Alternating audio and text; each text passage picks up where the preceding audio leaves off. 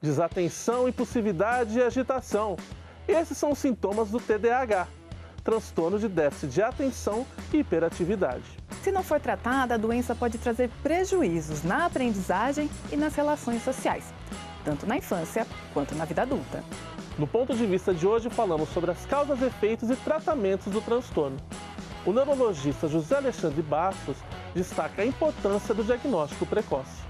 Uma frase de Pitágoras que cabe muito bem no assunto é que é preciso educar as crianças para não punir os homens. A pedagoga Renata Mello diz que pais e professores têm papel fundamental na valorização do potencial dos indivíduos diagnosticados. O diagnóstico do transtorno de aprendizagem do TDAH com comprometimento acadêmico, ele não é uma sentença ao fracasso. Esse aluno vai evoluir com o empenho da escola e da família. Aos primeiros sinais, um especialista deve ser procurado. É o que aconselha a psicóloga Ana Larissa Pericini.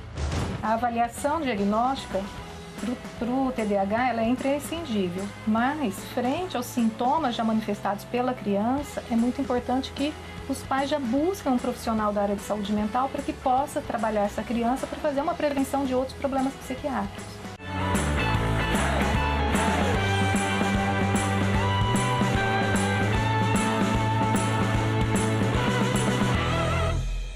E hoje no Ponto de Vista a gente falando sobre o TDAH, o transtorno de déficit de atenção com hiperatividade. Para entender melhor essa questão, eu começo perguntando para o neurologista da infância e da adolescência, o Dr. José Alexandre Bastos. Doutor, explica para a gente o que é o TDAH, como é que ele se caracteriza, como que a gente identifica essa situação? O transtorno do déficit de atenção e hiperatividade, ele é considerado uma doença neurobiológica, né, de alta herdabilidade e que se modifica no decorrer da vida. Essa doença é uma doença que se caracteriza por mau funcionamento de neurotransmissores cerebrais. Os mais conhecidos são a dopamina, é bom esse nome já ficar marcado, né? E a noradrenalina, porque eles têm uma importância muito grande no nosso funcionamento cerebral. Então, é uma doença neurobiológica. Doutor, para a gente explicar melhor, os neurotransmissores, como é que eles funcionam? Eles ajudam as conexões cerebrais? Como é que a gente pode explicar? Sim, esses neurotransmissores é a parte química dessa estrutura fantástica que é o nosso cérebro, né? Essa estrutura trabalha principalmente com o funcionamento elétrico. Então, uma célula nervosa, ela é uma célula excitável, então ela tem um funcionamento elétrico e químico, né? Esse funcionamento químico é feito nas sinapses, que são as comunicações entre uma célula nervosa e outra, né? Para você ter uma ideia, uma célula nervosa, ela é capaz de se comunicar com 10.000 células nervosas. Se você considerar que o nosso cérebro tem aproximadamente 100 bilhões de neurônios, você multiplica esses 100 bilhões por 10.000, você vai ver o número de conexões que nós temos. É um absurdo de conexões. Tanto é que, em algumas fases da vida, a gente tem uma poda de neurônios que não estão bem funcionantes ou sinapses, eles sofrem uma poda para que ele se torne mais eficiente. E dentro desse sistema, existe os neurotransmissores, que podem ser excitatórios e podem ser inibitórios. Então, esse sistema excitatório e inibitório tem que estar em equilíbrio. Se você tem um sistema excitatório dominante, você pode ter problemas tipo epilepsia. Se você tem uma deficiência, um predomínio de inibitórios, você pode ter outras doenças, depressão, ansiedade. Então, esse sistema tem que estar em equilíbrio, regulado. E quem regula isso é um sistema elétrico e químico. A Larissa é psicóloga e pode falar um pouquinho para a gente das experiências que ela tem na clínica. Larissa, o TDAH, como é que ele se traduz no comportamento de uma criança? Então, como é que a gente consegue identificar? De que forma ele se expressa no comportamento dessa criança? Olha, geralmente no consultório essas crianças elas já são encaminhadas, né, pela escola principalmente, né, por ser crianças mais agitadas, né. No caso, geralmente são as crianças mais hiperativas. As crianças predominantes déficit de atenção, né, elas geralmente chegam mais tarde para o psicólogo, porque elas já estão mais assim, em idade de aprendizado, as matérias já começaram a exigir um pouco mais da criança. Então, geralmente, os professores, as psicopedagogas, aí elas encaminham com a suspeita de um déficit de atenção, Entendi. né? Mas, assim, a suspeita, é muito importante deixar isso claro para a família. É necessária uma boa avaliação neuropsicológica com um especialista na área, né? A avaliação médica, para a gente poder falar assim, olha, é realmente um transtorno. Mas, enquanto isso, o profissional da psicologia, ele pode começar a fazer a intervenção na parte comportamental, né? Então, assim, a criança já está tendo um prejuízo, já está apresentando problemas, a gente já pode começar a fazer essa intervenção, independente se tem o transtorno ou não. Doutora, aproveitando um pouquinho do que a Larissa falou, como é que a gente consegue distinguir o que é o transtorno e o que é uma criança, simplesmente criança, da sua agitação normal de uma infância? Como é que é acompanhado isso?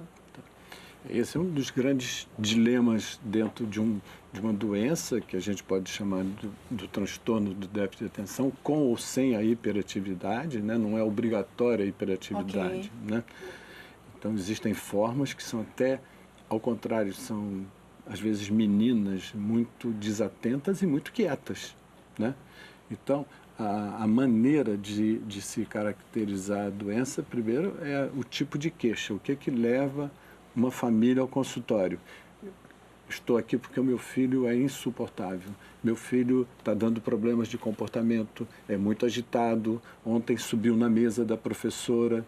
Então, o direcionamento aí seria para o transtorno do déficit de atenção do tipo predominantemente hiperativo impulsivo. Mas existem os casos em que essa mesma criança é que se coloca em xeque. Será que ela é doente, ela tem uma doença? Ou será que esse ambiente é inadequado, foi um ambiente sem regras, sem limites, um ambiente de, vamos dizer, levantar uma possibilidade, pais separados, parte do dia a criança fica com a mãe, parte do dia com os avós, parte da semana com o pai, com orientações disciplinares diferentes. Como é que essa criança, ela vai? A tendência dela é ir para a situação de conforto, que é o quê? Brincar, agitar, fazer bagunça. Ela não é uma criança doente, ela é uma criança que a educação, a disciplina deixou a desejar. Então, esse é um dos cuidados que deve se ter, senão você vai supermedicar a população. Entendi. Todo mundo cai nessa vala, né? Isso, você cai numa situação muito perigosa, que são duas. Você hiperdiagnosticar é um perigo. Isso acontece até por uma indução, até da própria família. Meu filho está rendendo mal na escola, eu quero que ele melhore. Né? E aí bota uma série de queixas que induzem o médico para um diagnóstico que ela fabricou, perigoso. E a outra situação é o hipodiagnóstico. Meu filho não tem nada. Eu, quando eu era pequeno, eu era igual, assim, porque a doença é hereditária. Então, meu filho não tem nada, estão inventando problemas para o meu filho. E, na realidade, você vai vendo, o pai teve prejuízos, sim, e a criança vai ter, sim. Além do ambiente doméstico, tem a escola que tem papel preponderante na identificação dos primeiros sintomas, dos primeiros sinais. A Renata Mello, ela é coordenadora do Centro de Reabilitação do Gato de Botas, que faz parte da Secretaria Municipal aqui de Educação. Ô Renata, nessa hora, qual que é a importância da cuidade do professor, dele ficar de olho nesses primeiros sintomas, essas primeiras manifestações? Como é que elas surgem? O professor, ele muitas vezes é o primeiro identificador ali desses sinais na criança, principalmente o subtipo desatento, que às vezes passa mais despercebido pela família, né? Então, o professor, identificando esses sinais, ele que vai fazer o primeiro contato com essa família, passar as primeiras orientações e encaminhar para essa equipe que vai fazer o diagnóstico. Então, o olhar atento do professor ali é muito importante para esses primeiros encaminhamentos. Há um perfil mais ou menos de comportamento, um padrão que é seguido nos primeiros anos da escola? assim, as crianças com o TDAH, lá na fase de escolaridade, eles têm um perfil bastante impulsivo, são crianças desatentas, que têm dificuldade ali de organização com os seus pertences, perdem muito o material escolar, então é aquela criança que a mãe fala, ai, eu não venço para comprar o lápis para ela, então toda hora ela tem que repor o material. Então ela tem essa dificuldade ali com a organização.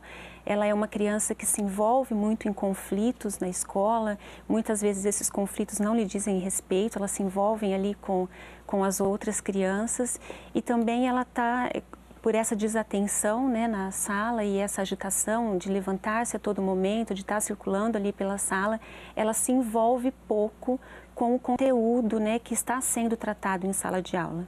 Então, por se envolver pouco com esse conteúdo, ela vai gerando uma dificuldade de aprendizagem por essa falta de atenção. Ok. Doutor, e quais são os critérios utilizados para o diagnóstico do transtorno? Os critérios são puramente clínicos? Como é que vocês trabalham? É uma coisa interessante conversar sobre isso, porque na medicina, às vezes, você tem que distinguir duas coisas. O que é o teu consultório, o que você coloca em prática do ponto de vista de diagnóstico. Para isso a gente segue uns guidelines, né? As linhas de diagnóstico, né? No caso do transtorno do déficit de atenção e hiperatividade, existe um protocolo fantástico, que é o CADRA, que é o protocolo canadense, e agora o protocolo inglês, o NICE, foi revisado e os critérios de diagnóstico são embasados nesses guidelines e no DSM-5, né, que caracteriza os 3 sintomas básicos da doença. Que são? Que é a hiperatividade, com ou sem a impulsividade, e o déficit de atenção. Esse é o tripé do diagnóstico. E esses critérios estão estabelecidos no DSM-5, que é o Manual de Diagnóstico de Doenças Psiquiátricas. Vem sendo atualizado periodicamente, a última atualização é o DSM-5. Que é recente. E é montado nesses 3 sintomas. O déficit de atenção, como a Renata já falou, a criança perde as coisas, faz a tarefa, mas não leva para a escola, perde os seus objetos do dia a dia, né? Ela é muito agitada, muito inquieta, ela sobe na carteira, ela é, como os pais dizem, meu filho é ligado na tomada, está sempre a 200 por hora, né? Está sempre ligado no 220, né? E uma dificuldade que a gente sempre chama atenção é para as meninas, porque os meninos têm mais esse componente externalizante. Eles têm uma tendência a serem mais hiperativos, né? E as meninas são mais internalizantes, elas são mais quietas, mais ansiosas, mais deprimidas, e isso dificulta o diagnóstico nas meninas. Então, houve tempos em que se dizia a proporção do TDAH é de 3 para 1, 3 meninos para uma menina. Hoje não é bem assim o conceito é que o número é igual. O que acontece é que a menina vai menos no consultório, menos identificada até na escola, porque ela é muito quietinha, né? Ela é muito calma e tal, mas no mundo da lua, absolutamente no mundo da lua, né? Isso, na realidade, coloca em desvantagem. Entendi. Porque ela não vai receber esse diagnóstico e tratamento adequado. Ô, Renato, e com relação ao aprendizado no campo pedagógico, todo doente do TDAH tem dificuldade no aprendizado ou não? É uma condição que se relaciona? Não necessariamente, né? Ele tenha que ter a dificuldade por ter o transtorno. Aí eu acho que vai depender muito da época em que ele foi diagnosticado e começou a receber esse tratamento.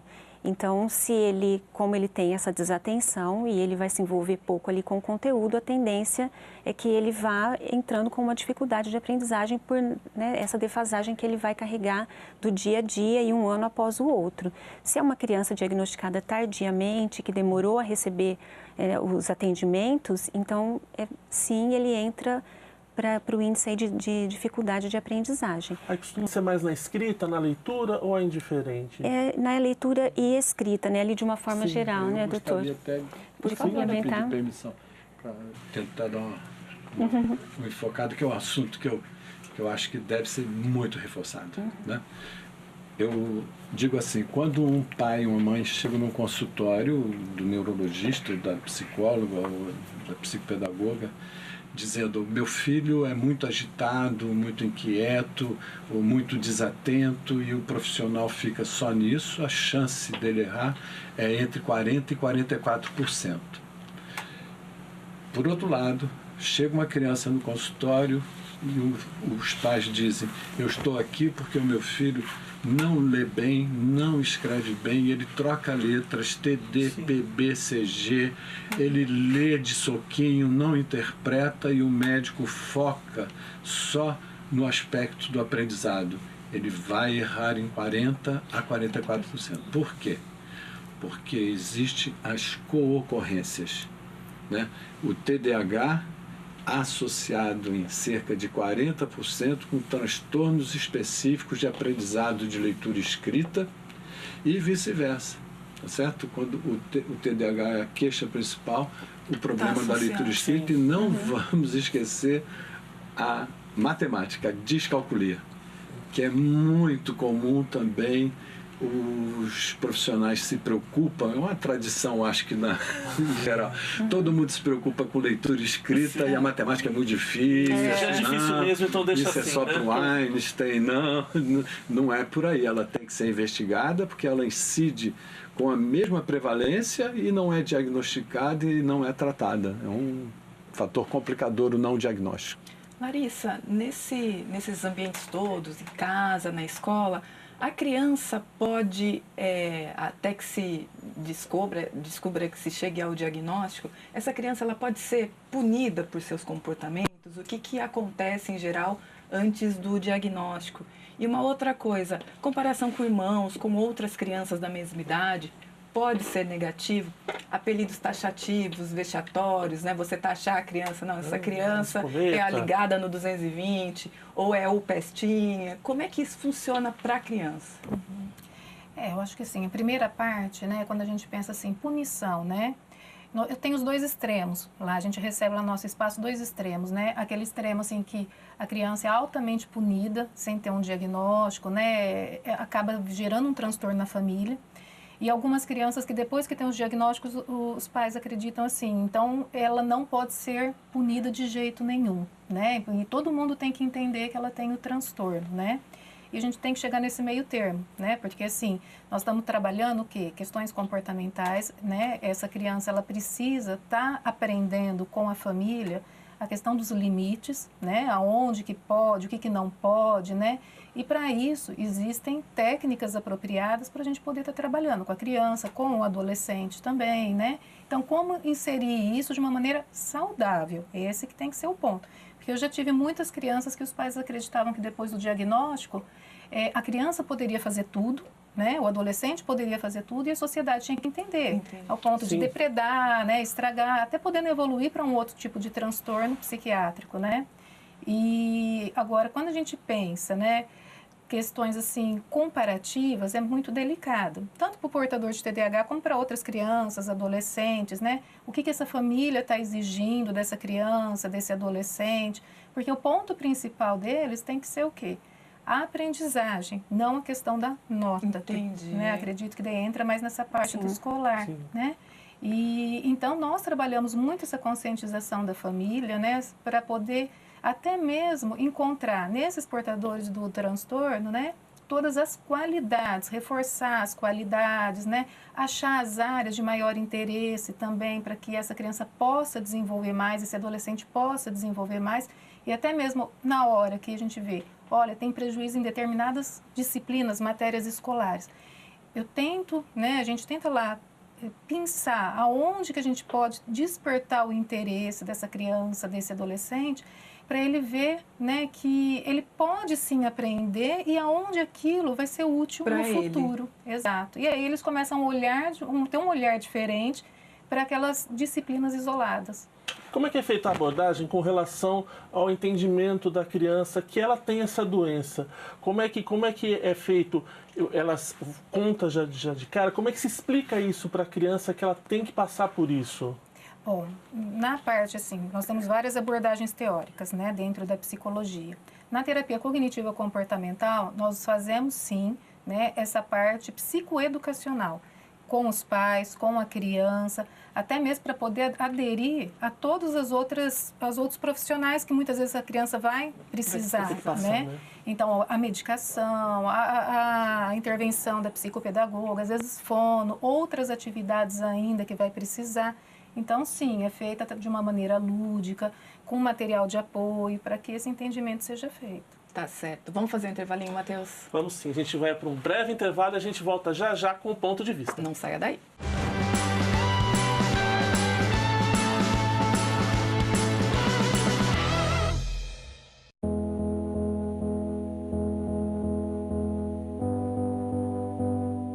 O infarto em mulheres pode ter sintomas diferentes, isso porque no público feminino os sintomas podem não parecer que o problema é no coração. Os sintomas do infarto feminino podem ser típicos ou atípicos. Os típicos são dor ou desconforto na região do peitoral em forma de aperto, podendo irradiar para o braço esquerdo, para as costas e até para o rosto. As dores podem ser acompanhadas de suor frio, palidez, falta de ar e sensação de desmaio. Mas são os sintomas atípicos que podem confundir e devem ser observados com bastante cuidado. São eles: dor abdominal, que pode parecer com gastrite, esofagite ou refluxo, enjoo, mal-estar geral e cansaço excessivo sem causa aparente. Pessoas que são sedentárias, têm diabetes, pressão alta, fumam, têm colesterol alto, são obesas ou têm histórico de infarto na família e pessoas a partir dos 55 anos de idade estão mais vulneráveis a infartos. Se notar algum destes sintomas, vá imediatamente a uma unidade de pronto atendimento.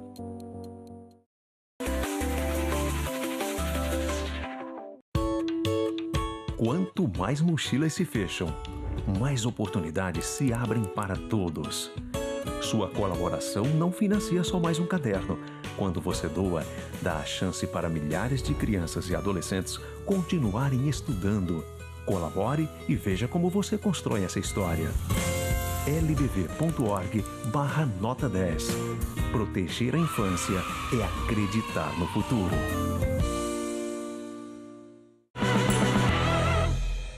E de volta com o ponto de vista, hoje falando sobre o TDAH, o transtorno de déficit de atenção e hiperatividade, aqui em São José do Rio Preto, ao Centro Gato de Botas, é um serviço da Rede Municipal de Ensino e Educação, que atende alunos, crianças que têm essa doença. A Renata Mello é a coordenadora pedagógica. Renata, como é que funciona o centro? Como é que as crianças são encaminhadas para lá? O Centro Gato de Botas, ele atende crianças exclusivamente com transtorno de aprendizagem e o TDAH, quando há o comprometimento na aprendizagem. Nós atendemos crianças do 1º ao 9º ano do ensino fundamental, da rede pública municipal ou estadual. Nós não temos demanda espontânea, né? A mãe não pode chegar lá e fazer a inscrição. Nós recebemos essas crianças quando são alunas das escolas municipais, através da escola. A escola é que faz esse encaminhamento com o professor do NAI. E as escolas estaduais, o encaminhamento é feito pelo neurologista do centro de especialidade. Então, essa criança sendo encaminhada para o Gato de Botas, ela vai para uma lista de espera.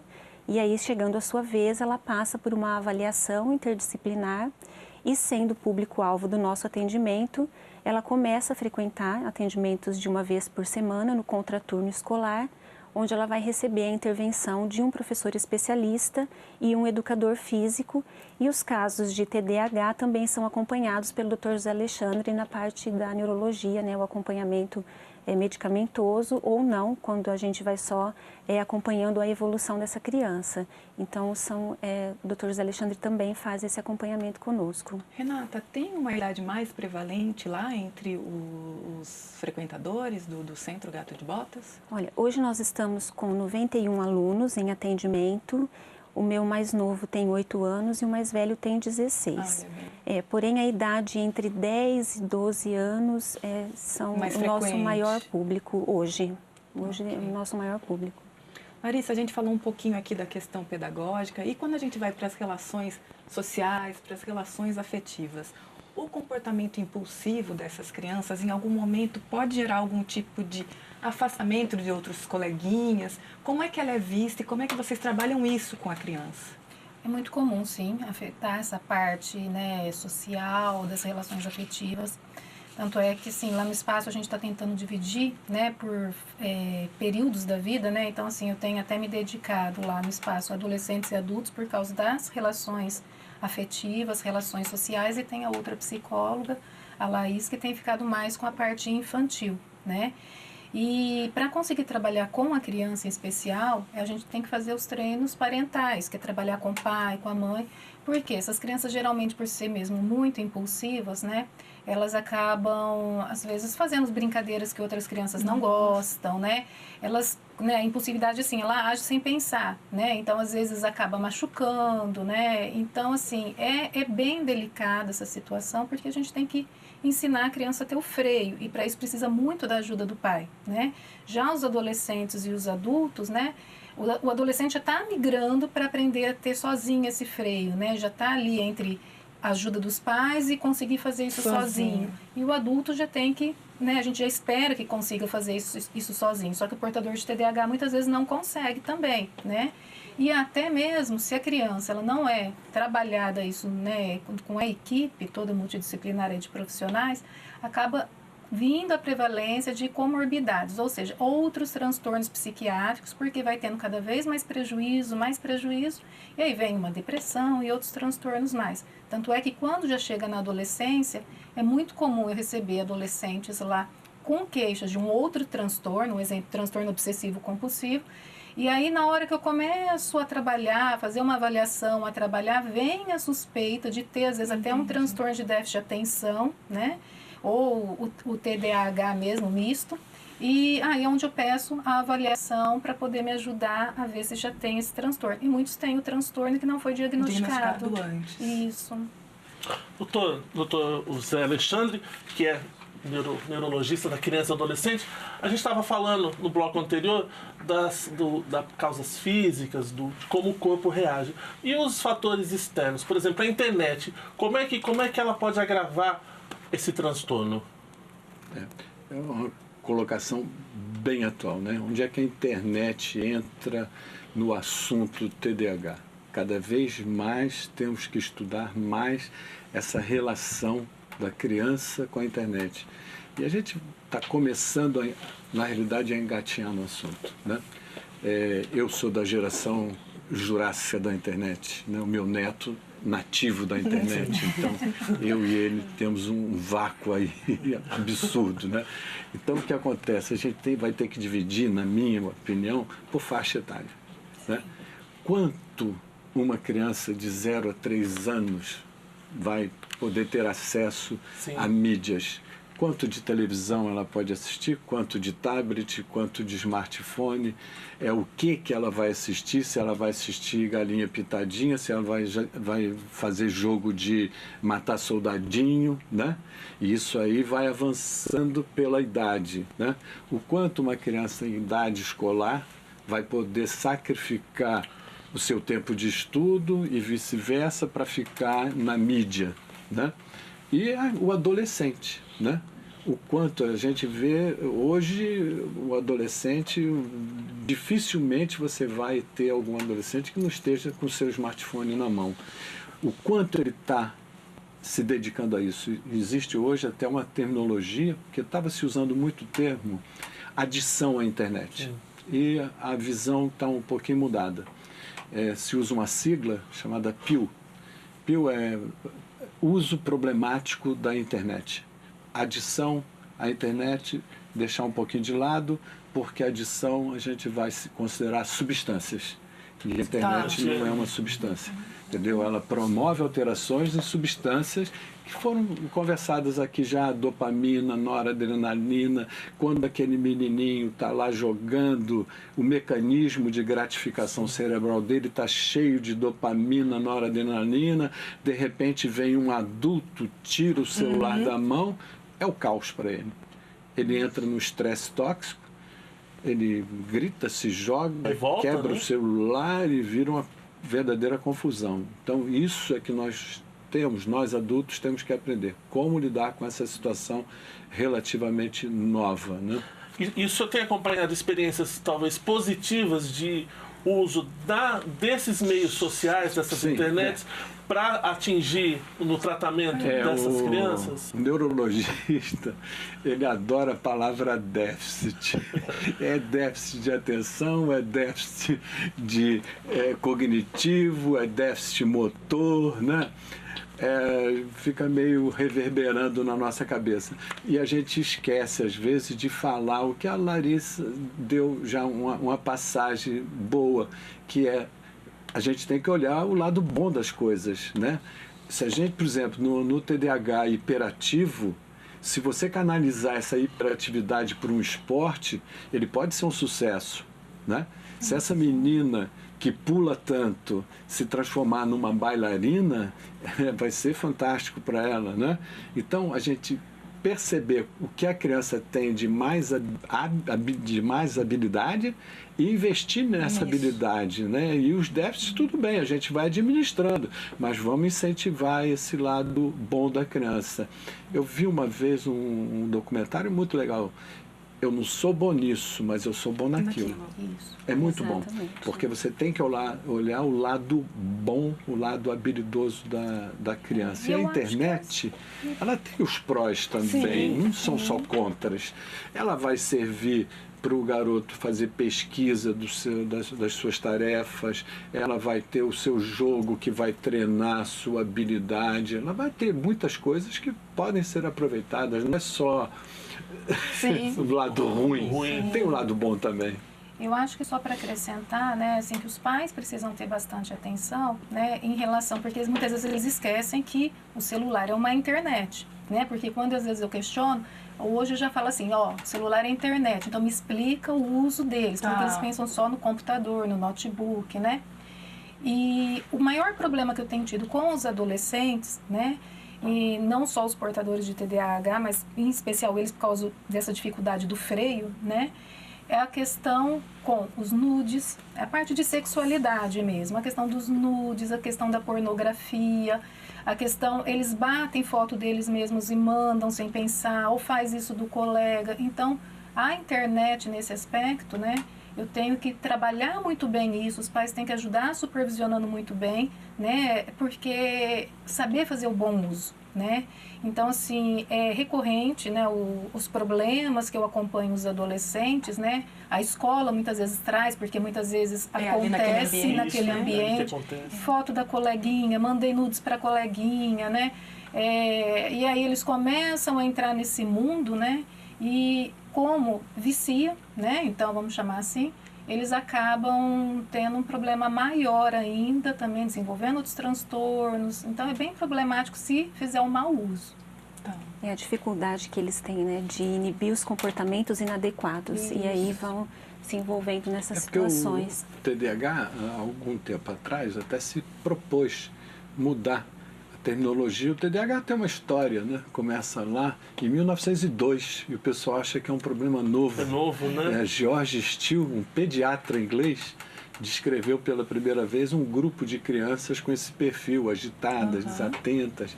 E ele, no início, achava-se que era uma lesão cerebral, então chamou-se de lesão cerebral mínima. Na década de 50 foi disfunção cerebral mínima e só na década de 80 ele muda a denominação para transtorno do déficit de atenção e hiperatividade e recentemente houve um movimento para a categoria de transtorno das disfunções executivas. As nossas funções executivas são coordenadas, são administradas pelo nosso lobo frontal e tem tudo a ver com TDAH. Controle inibitório, eles não conseguem freio, eles vão que vão, né? E aí fazem besteiras verbais, físicas, frequentam pronto-socorro, são frequentadores porque se machucam, não têm medo de nada, né? Eles não têm memória operacional, uma memória que administra o nosso dia a dia, né? Julgamento e crítica, conceito de certo e errado, também é problemático para eles, né? Você insiste, ó, isso não é sério, né? Doutor, eu falo com ele, falo, ele tá bom, e no dia seguinte está fazendo exatamente a mesma coisa.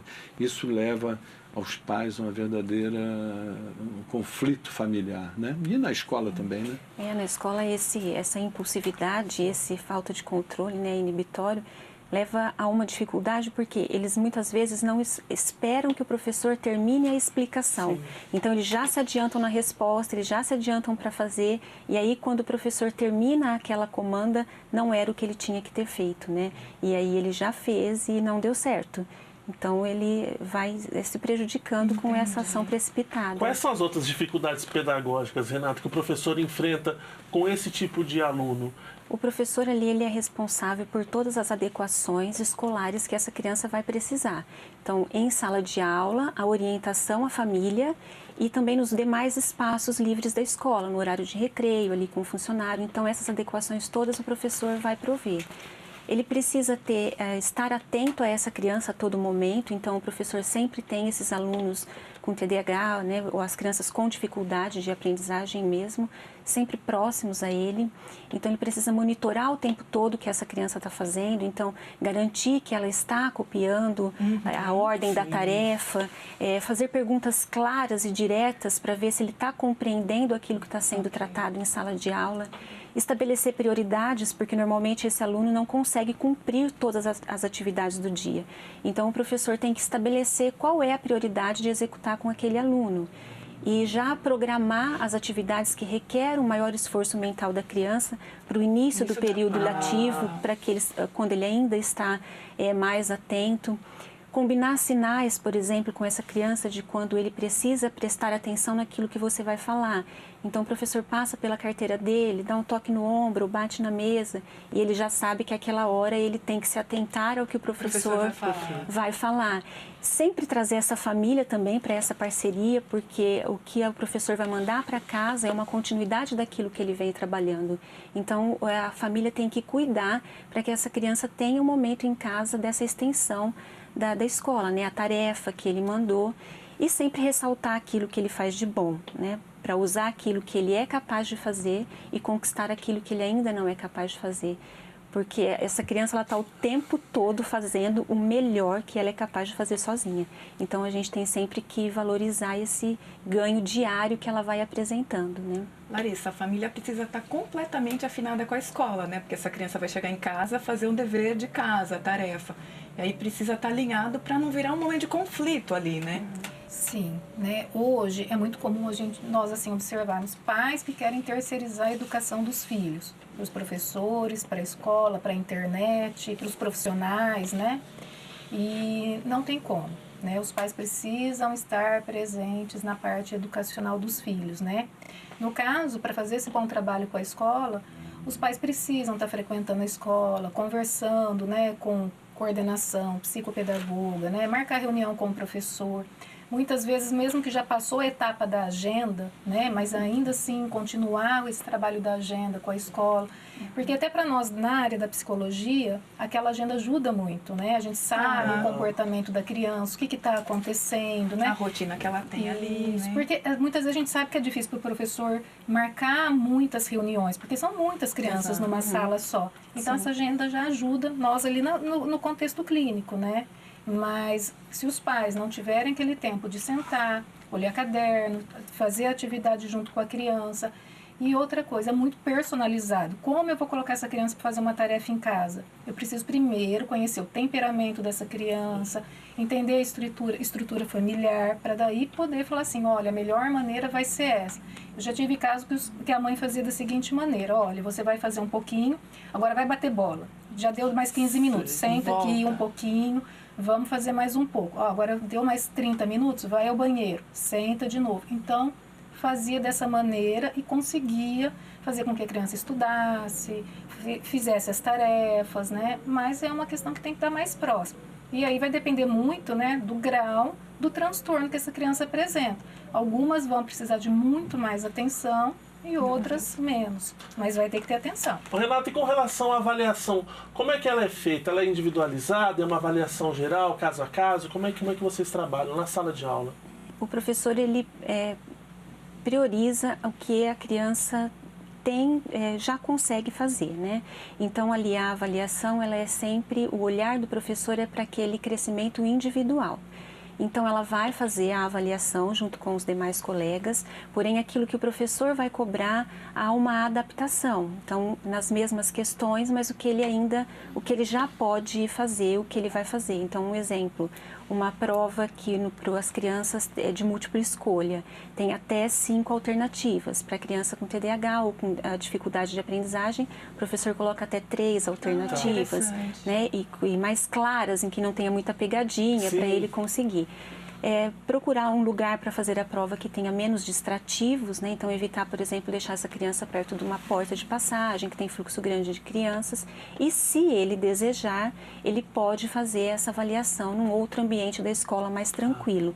Mas o professor sempre pergunta para a criança se ele quer fazer a avaliação junto com os demais da sala ou separado num outro ambiente da escola. Interessante. Fazer um intervalo, Vivian? Sim. A gente vai para um breve intervalo e a gente volta na sequência com Ponto de Vista. Não sai daí.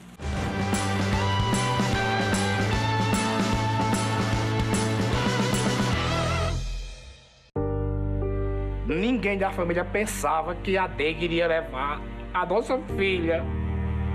Nós achávamos que era uma simples enxaqueca. Os sonhos dela foram interrompidos, a vida dela foi interrompida. O perigo é para todos. O combate também. Faça a sua parte. Com ações simples, podemos combater o mosquito. Ministério da Saúde. Governo Federal. A gente é assim. Quanto mais faz, mais dá conta de fazer. Mais desafios quer encarar. Valoriza cada momento. Agradece a vida e segue na luta. Sem medo de seguir em frente. A gente sabe que não usar o cinto é perigoso, mas acaba se arriscando. Até que um dia você sabe. A gente sabe o que tem que ser feito no trânsito. Basta fazer. E a gente retoma esse terceiro bloco aqui do Ponto de Vista, falando sobre TDAH, transtorno de déficit de atenção e hiperatividade. Eu pergunto para o neurologista, o Dr. Zé Alexandre, a gente falou muito da parte da infância e adolescência, como é que se manifesta o transtorno e ele segue até a vida adulta? Há casos de cura ou que há uma regressão dos sintomas, das características? Muito bom. A gente pode falar que o TDAH ao longo da vida, né? O que é uma criança de 5 anos com TDAH, que ela vai ter mais problemas comportamentais, ela vai ser o agitado, vai ser o inquieto, ela vai dar mais aspectos comportamentais. Essa criança cresce, entra na fase pré-escolar e escolar, aí já os problemas acadêmicos vão surgindo. O TDAH vai influenciar principalmente os aspectos sociais, pelo seu comportamento, pela sua falta de controle inibitório, pela sua impulsividade, e o acadêmico, pela sua falta de atenção, desorganização, né? Então ela vai modificando com o passar do tempo. É a mesma doença, mas com 5 anos as manifestações são umas, com 10 anos, com 15 anos ele já está, com 10 anos eles já começam a experimentar cigarro. Entendeu? Então, as percepções são outras. E a doença é a mesma, mas os sintomas vão mudando conforme a criança vai tendo acesso a outras situações. Por exemplo, o cigarro ali por volta dos 10 anos, a nicotina dá uma acalmada e ele percebe isso. A nicotina é um neurotransmissor e ele percebe a cafeína.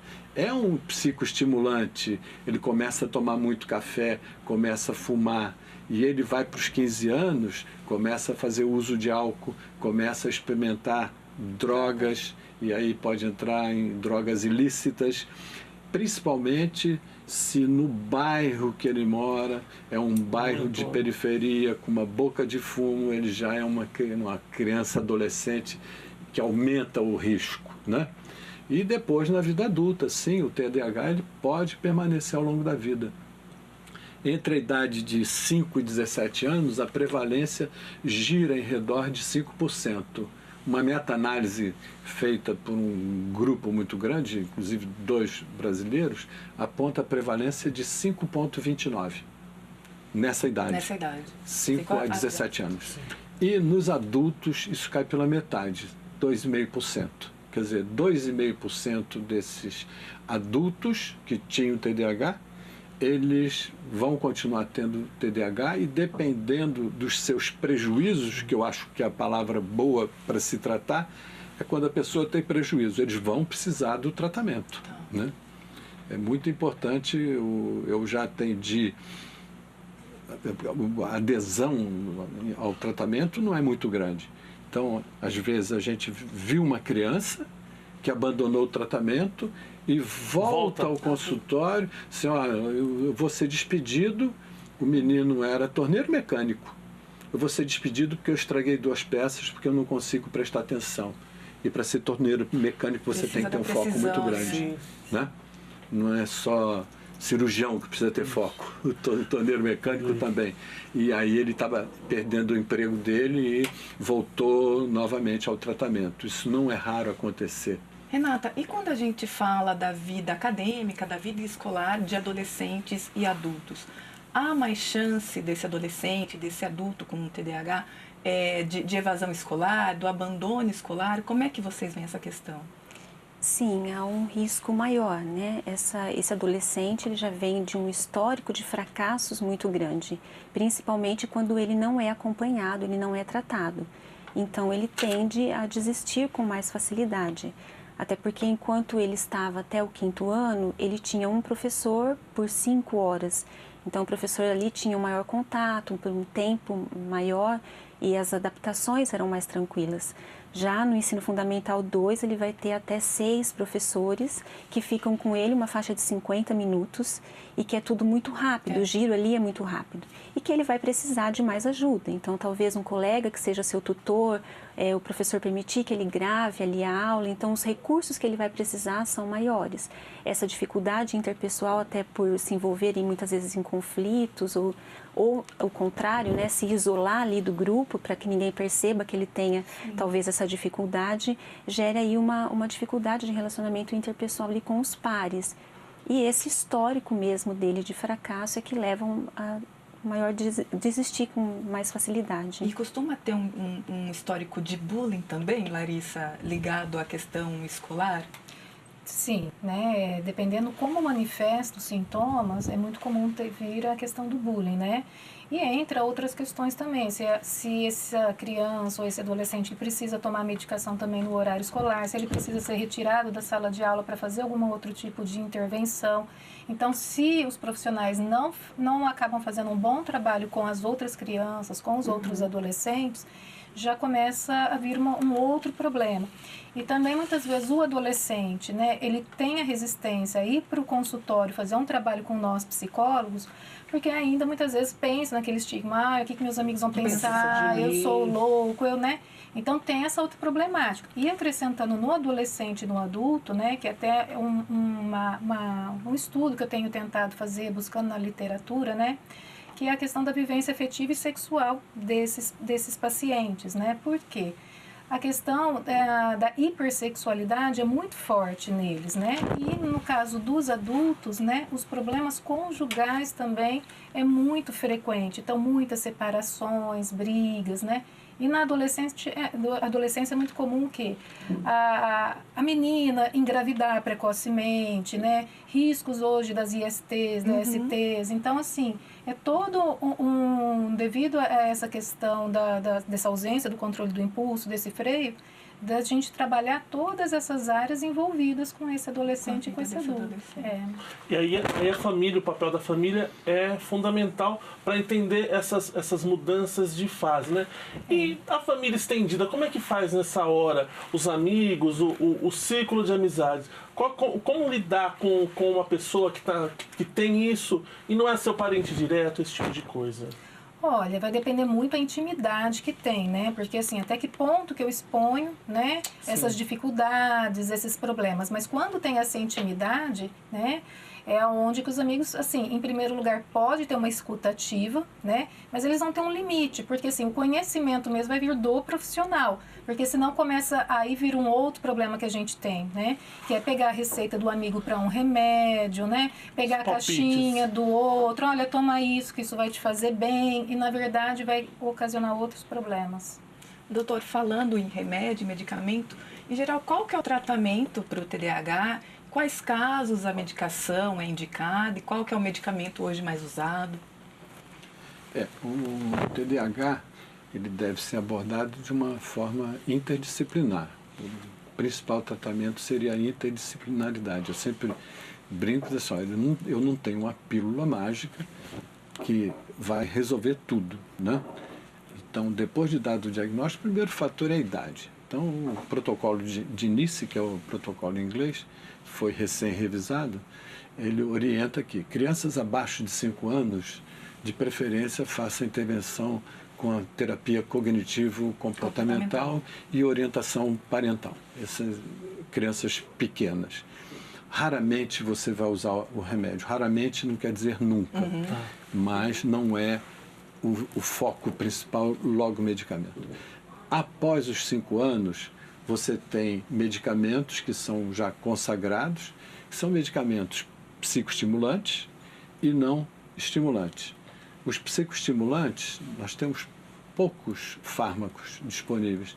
Basicamente, no Brasil nós temos 2 sais, o metilfenidato e a lisdexanfetamina, em apresentações diferentes, né?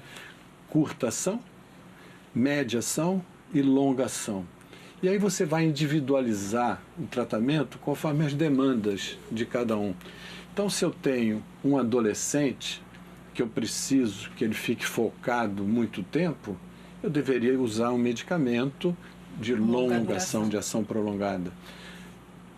Tenho que considerar alguns efeitos colaterais. Se eu tenho uma criança magrinha, já anorética, eu tenho que selecionar um esquema terapêutico que poupe a criança de medicamentos que intervenham muito forte no apetite da criança, né? Se eu tenho uma criança gordinha, um adolescente gordinho, talvez esse mesmo medicamento para essa outra criança seja mais indicado. Então não existe, na realidade, uma receita de bolo, existe uma individualização do tratamento e sempre que possível, dependendo das concorrências, com uma equipe multidisciplinar, a psicóloga, a pedagoga, a fonoaudióloga, a terapeuta ocupacional. Então, várias estratégias que vão... A prática de esporte é indispensável para essas crianças, né? Existem estudos mostrando que 30 minutos de uma atividade física antes de iniciar a aula, antes da criança entrar na aula, uma atividade física moderada, por 30 minutos, diminui a hiperatividade em sala de aula.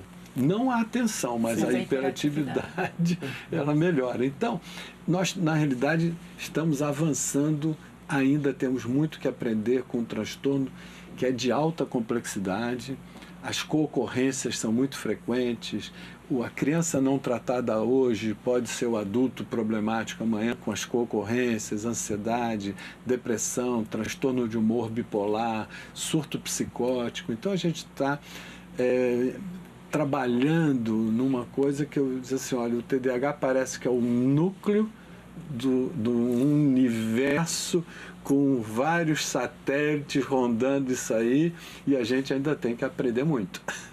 Gente, vamos para a nossa rodada final, onde a gente pode deixar um recado para quem está nos vendo em casa, qual que seria a orientação ou lembrete que vocês gostariam de deixar para os nossos telespectadores. Larissa, vamos começar por você. O que você queria deixar de recado para quem está nos assistindo lá em casa? Bom, eu acho que sim, o principal que os pais precisam entender é que saúde mental e educação, ela não é um gasto, é um investimento na vida da criança, do adolescente e na própria adulto. Então, pensando, né, em tudo aquilo que vai poder fazer de prevenção na vida dessa criança no futuro, é necessário sim fazer um bom investimento nos primeiros anos de vida. Perfeito. Renata? Bom, a escola está preparada para receber essas crianças, fazer as intervenções necessárias, né? O professor tem se dedicado muito a essas questões na sua formação, e a parceria da escola com a família para o atendimento dessa criança é essencial. Então, os pais sempre trabalharem muito próximos ao professor. Renata, lembrando que escola é direito dessa direito, criança, Sim, né? direito Ninguém dessa pode criança. se negar a atender essa criança. Nunca. Doutor, e o senhor? Meu recado ele vai direcionado a 2 núcleos, né? Eu diria até 3, porque não? Os pais, que são grandes identificadores, né? Então esses pais precisam ter acesso à literatura e orientações adequadas, nem para superestimar o problema e não subestimar o problema. O pai também era assim, está tudo bem. O outro aspecto são os professores, que são os grandes identificadores numa determinada faixa etária. Os nossos professores, a gente sabe de todas as dificuldades, mas nós temos que nos esforçar para que os nossos professores melhorem o conhecimento para serem, além de orientadores do ponto de vista pedagógico, eles se tornarem bons identificadores. E aí encaminhar para a equipe da saúde, que são os responsáveis pelo diagnóstico. E saúde, eu digo que é o neurologista, é o psiquiatra, é a psicóloga, é o terapeuta ocupacional, é a pedagoga, é a psicopedagoga. Então, uma série de profissionais envolvidos num problema da criança, né? Perfeito. Matheus, muito bom nesse programa, É isso muito legal. mesmo, um excelente programa. E a gente fica por aqui e espera você semana que vem com um outro ponto de vista, com um assunto interessante para você e para sua família. É isso mesmo, a gente se encontra em breve. Até mais. Tchau.